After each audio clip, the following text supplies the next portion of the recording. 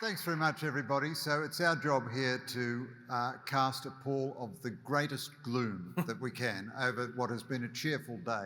And Rebeccah, I want to start by putting a question to you. We live in, I would suggest, the most dangerous strategic environment that we've confronted since World War II. All of the West's most important and powerful enemies are attacking us at the moment. Right now, Iran is attacking Israel through Hezbollah and Hamas and the Iraqi militias in Syria and the Houthis in Yemen. And it is also firing on American positions in the Middle East. Russia is attacking Ukraine and really attacking the whole of NATO right now. China is engaged in massive cyber theft and ramming Philippines boats in the South China Sea, transgressing Japanese airspace. And the enemies that are not attacking us are proclaiming that they will attack us soon. Every time Xi Jinping talks to his troops, he says, prepare for war. North Korea is supplying and Iran is supplying weapons to Russia. Russia is hosting Hamas. All of this is happening. And no one in the West is substantially increasing their defence expenditure. No one in the West is substantially increasing their defence industrial base. Everyone in the West, apart from the United States, is the psychological equivalent of the Afghan government. Certainly, the Americans will always handle it, and they'll never lose, and they'll never leave us. Why is the West, and internally, probably we've never been more divided or had a greater lack of morale. Why is the West so complacent in the face of such manifest threat? Well, thank you all for this opportunity to address you and for the easy question to kick us off. So I think I would answer the question this way. Really, everything that we heard today helps us understand what's going on in the West. And really, when I think about my work and which powers present the greatest threat to the United States, I believe it's, you have to look at the will of those regimes and their capability to carry out that harm. China has the greatest capability and will to supplant the United States as the preeminent power, and the US system of democratic alliances. And then you have the Russians, as you ably pointed out, who are really ultimately trying to push the United States out of Europe and disintegrate NATO and reestablish sort of this. Putin sees himself really more czar-like than anything. And then you have the Iranians, and they're dead serious on creating this Islamic revolution that controls the Middle East and beyond. And they're very serious about this, ideologically very committed, and then have various capacities to carry that out. At the end of the Cold War, the United States and our Western allies really began, and you could see this in particular with American presidents, Republican and Democrats, over the last 40 years. It began to change during the Trump administration, I would submit a little bit, and we're kind of trying to figure it out now during the Biden administration. And it was really at the end that we really reached the end of history, that major power conflict was so unlikely to happen, and that we had evolved as a human race such that a major power conflict was so barbaric and so a thing of the past, and it could be replaced with commercialism. And that if we bring the Chinese into the global economy, that they would become fat, happy, and liberal. Well, it turns out they got fat, happy, and stayed communists. And so we have Xi Jinping, who is a committed Marxist-Leninist, and he's deeply serious about it, and it is a part of his ideology. And I think the West has sort of lost its moral imagination, who we are, and what it means to be liberal Democrats in the truest sense. And so that complacency has set in, and it has left us ill-prepared. So you mentioned, why aren't we disarming, or why aren't we rearming? And part of that was, after the Cold War, we did disarm. We rotted out our defense industrial base, and part of it makes sense. We weren't, it's expensive to keep the defense industrial base able to produce the necessary weapons we need at that scale over a long period of time. But we've been very slow to realize what is upon us. And you can see that now with the United States' very, very slow realization that it is time. We can see this with our arming of Ukraine. And I believe that we can help Ukraine prevail over Russia, and I believe we can help the Israelis have what they need, and I believe the United States can provide that hard power deterrence versus the Iranians. And I believe that the United States can be rushing right now to put hard power with our allies into the Pacific in order to deter Chinese aggression. But we have to believe that it's worth doing. And so that's why I think we need both of those pieces. Everything we discussed today to get back our confidence that we are worth protecting, but then it requires an enormous amount of statecraft and motivation to rebuild the defense industrial base to do that. Thanks so much, Rebeccah. Andrew, leading on from Rebeccah's comments there, an enormous amount of what she suggests we require is kind of willpower. The Chinese are very invested doctrinally in the idea of Western decline. If we're faced, I mean, one interesting example, really, this is not quite Western decline, but Taiwan all these years has hardly provided anything for its own defence. You know, it's kind of left everything to the Americans. If we're faced with real conflict, does our society, does our economy, does our military, do our people have the resilience to sustain themselves through that? It's a great question, Greg. And I think of the former boxer Mike Tyson and what he said. That is, everyone has a plan until they get punched in the mouth. And the question we need to ask is, do we have a plan to deal with all these threats? And can we take a punch in the mouth? And I think there are serious and grave questions that we need to answer in terms of our defence preparedness and willingness to sustain ourselves in a crisis, God forbid that should happen. But I want to go to a far more elemental level and to use Neil's fourth category of associational life in terms of degeneration. I'm really concerned about our resilience in the smallest organising group in society, which is the family, the little platoons. And to take you back to July 2009 in Afghanistan, it was a moment which really crystallised for us, or for me. We're out on patrol, and I was sitting in Overwatch. There was a road about 50 metres behind me. There was an Afghan family travelling in a Toyota Hilux. And they struck an improvised explosive device that was meant for us. The vehicle was destroyed. We rendered first aid. And I remember my team asking them, what are you going to do now? And they said, we're walking home. And off they went. They walked off, bloodied, bruised, battered, but alive, and they walked off. And after hearing what Miriam had to say today and Jonathan about the increased rates of teen suicide, depression, I think about that Afghan family and I think about us. And if the shoe was on the other foot and we were facing some sort of invasion, would we be as resilient as that family? And that's the question that we need to ask. So, Andrew, that's a very challenging answer. Neil, like everyone, I greatly enjoyed your lecture. I want to ask you this question. It seems to me that one reason we're so bad at predicting what our enemies are going to do is that we project onto them our own psychological and social and political assumptions. We never really believe that they believe in anything other than the economic good life. We just think they're a bit inefficient about getting there.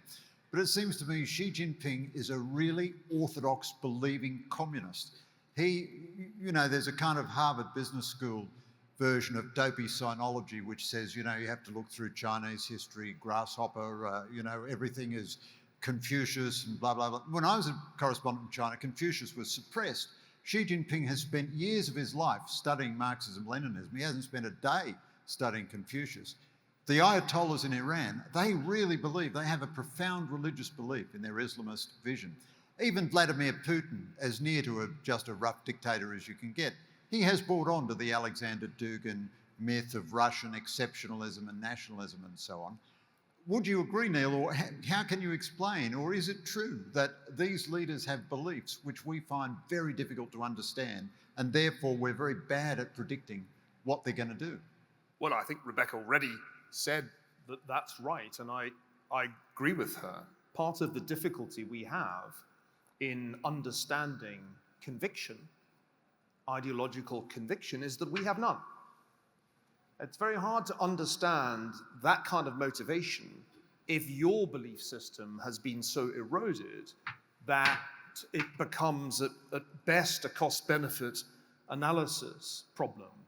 And this is why I wanted to emphasize the, I think, malign role that has been played by the degeneration of our institutions. If you want to answer the question, why do young people have such a negative view of the only democracy in the Middle East? Why are they willing to demonstrate on campuses in support of a terrorist action? The answer must lie in the kind of education that they've received. So I think there are two problems. One, I think the current leadership elite in the West, with, of course, some honorable exceptions, but the current leadership elite, produced as it has been in the United States by the Harvards and the Yales and the Penns, they don't have a great level of conviction in their own institutions. They don't have the same sense of passionate conviction that their enemies have. So they can't really comprehend the reality that Xi Jinping thought is essentially a derivative of Marxism-Leninism. I was told by the head of propaganda at the CCP several years ago, pre-pandemic, oh yes, the Standing Committee is rereading Marx and Engels. We just find that hard to believe because we bought a lot of baloney about win-win economic cooperation in the period after 2001. So there's that. But the second thing that really concerns me is that the young in the West don't believe in nothing. They believe in things, but those things are not liberal democracy. Look at the surveys that have been done when it comes to environmental questions. Yasha Monk has pointed out that many young people in Europe and elsewhere will embrace authoritarian solutions if you tell them that that's the only way to get to net zero. So it's not just that we believe in not terribly much. Increasingly, young people in the West have illiberal views and are therefore highly susceptible to the propaganda of our enemies. Rebeccah, thanks so much, Neil. Rebeccah, very briefly, war is terribly messy and very morally complex. But in the West, we have grappled with how to wage war morally in the just war theory. I understand you're doing some work on that. And of course, there's this great discussion about is Israel in Gaza observing proportionality, which is an element of just war theory. But what is the relevance of just war theory today? Another softball. So it's critically important. It's directly related to what we're talking about today, and the reason is this. So a lot of the conversation surrounding Israel's rightful response to defend itself and destroy Hamas has centered on these questions about whether or not Israel is abiding by the laws of armed conflict. And I've seen two things come up out of that conversation. You have some people very, very defensive of Israel say, it doesn't matter if it's compliant or not, they should be able to defend themselves. And then you have those who are very anti-Israel and they're making it very, very difficult for them to comply and to meet based on their idea of how one would do that. To which my response is, oh no, actually, abiding by the laws of armed conflict is part of what makes us extremely different, completely different than those outside the West. I use that sort of loosely. And the reason that is because we value life. We value life. We value the lives of the civilians of our adversaries more than our adversaries value the lives of the civilians. And I would argue very forcefully that Israel is doing that. But they're not going to have defenders at the UN. It's going to have to come from our allies going out and making the case that they are doing that. But it's very critical because the laws of armed conflict and international law is really based on the just war doctrine. That's what we're all arguing about. Proportionality, discrimination comes from the just war doctrine. And so it's part of international law. And then the United States has our own explanation for how we do that, all the way up to how we even think about nuclear deterrence. And so it's part of what makes us different and apart from those outside the civilized world. Thanks, Rebeccah. Andrew, I think we might have to make this the last question because you can't see this, but there's a clock with very threatening remarks there. Are Australians observing that kind of thing these days? No. In fact, I thought we might extend the session for another 45 minutes. I know nobody wants to get to a drink or anything. No, I jest. So, Andrew, our last question is to you. Some Conservatives argue that government is the problem, and what you need, the better government is a smaller government, that all you need is to get government out of the way. I've never understood how that could operate in a national security context, but what's your reflection on that? Well, Congressman McCarthy today said that government is the problem, and I respectfully disagree. I think bad government is the problem. I think what people are crying out for is good government. So putting my cards on the table, I'm not a libertarian. Otherwise, I wouldn't be in Parliament, frankly. But what people want is order. Having done essentially a master's in cultural anthropology overseas, observing what it's like where there is no rule of law, where violence and power are the two locomotives driving a society. I've got to tell you, when I came back to Australia, I was so grateful for what we have. Government is a blessing. What people are crying out for, though, are good leaders who provide moral leadership, strategic leadership, who exercise prudence, wisdom, all those virtues which we know to be true, but need to be practiced. And it kind of cheeky kind of follow up. The other thing is we seem to have governments now which can't actually do anything. We're the sort of can do nothing kind of nation. You know, the NDIS and the Snowy Mountains scheme and everything. It's just one catastrophe after another, and all of our nations are mired in massive debt. You know, the British state has never been bigger, but you try and get a passport or a driver's license or something. I mean, where does the effectiveness of government come in? Well, it comes down to courage. I know this seems simple. We're all looking for some sort of answer that's, hard to find. But really, it comes back to the basics: good leadership, courage, which is essential to political leadership, and then the prudence to actually deliver a political outcome. And I think that's what we need more of. Rebeccah. I had one more thing that I'd be so mad at myself if I didn't say it, so I'm going to borrow a little bit more time. One thing that Andrew was saying made me think of this is, completely agree with him. It's also, I really like this challenge to all of us, and especially those of us who are parents and grandparents in the room too, about the different things that we can do based on Jonathan's discussion about tech. And what are the things that if we did that would make it easier on all of us as we raise kids. I have 5 children. That tends to be the thing on my bio that people find the most interesting of everything else that I've done. And I did potty train all 5 of them as well.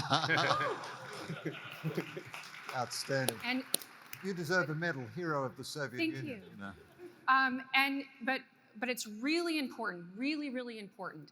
You know, when I go to college campuses now, we talk about what do college students think about things, and when I tell them to get TikTok off their phone, get TikTok off your phone. And they say, give me your best reasons why. And I tell them about how that China is stealing your data. China is going to manipulate you in some way. They could invade Taiwan and change the way you think about what your government is doing, and they'll make you oppose the United States coming. And they don't care.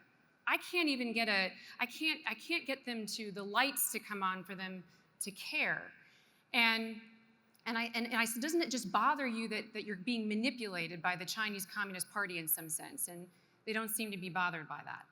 And so I guess I would just leave with these thoughts as somebody who thinks about these things with my own children and in my professional life, is that our children are being catechized by something. They're constantly being catechized. And so if you do not catechize them such that they know their worth and know what is true and good and beautiful, they will not be inoculated against the authoritarian influence that is coming and that is here. And our very last word to Niall. I love overrunning on clocks. I think it's part of the spirit of liberty to disregard. I want the organisers to note that it's Niall's decision here. We did start a bit late, so it's a little bit like the Premier League, 5, maybe 10 minutes of extra time. Look, we're the Alliance for Responsible Citizenship. I agree entirely with Andrew's point. Good government is preferable to bad government, and a radical libertarian solution has never been plausible. That's not even what Adam Smith argues for in The All-Important Wealth of Nations. But, and this was the key point I wanted to emphasize, the reason we're here today in, I think, impressively large numbers is that we believe in the power of voluntary association. We don't expect the good government to sort these problems out for us. We're here today, I'm here today, because we believe that creating new institutions like ARC and some of the other institutions that I've been involved in setting up in recent years, like the new University at Austin, these new institutions that we, responsible citizens, create, those are the solutions that we need. If we can't expect it to be fixed by politicians, with all due respect to you, Andrew, we've got to fix it ourselves, ladies and gentlemen. Well said, Niall. And, ladies and gentlemen, we've had such a good day. I feel like a fat kid in a candy store. I'm probably not allowed to say that, am I? It's such an honour to... Instant cancellation. Yeah, everywhere else I'll be cancelled. Such an honour to share the platform with Andrew and Rebeccah and Niall. Thank you very much. Have a nice night tonight. Thank you.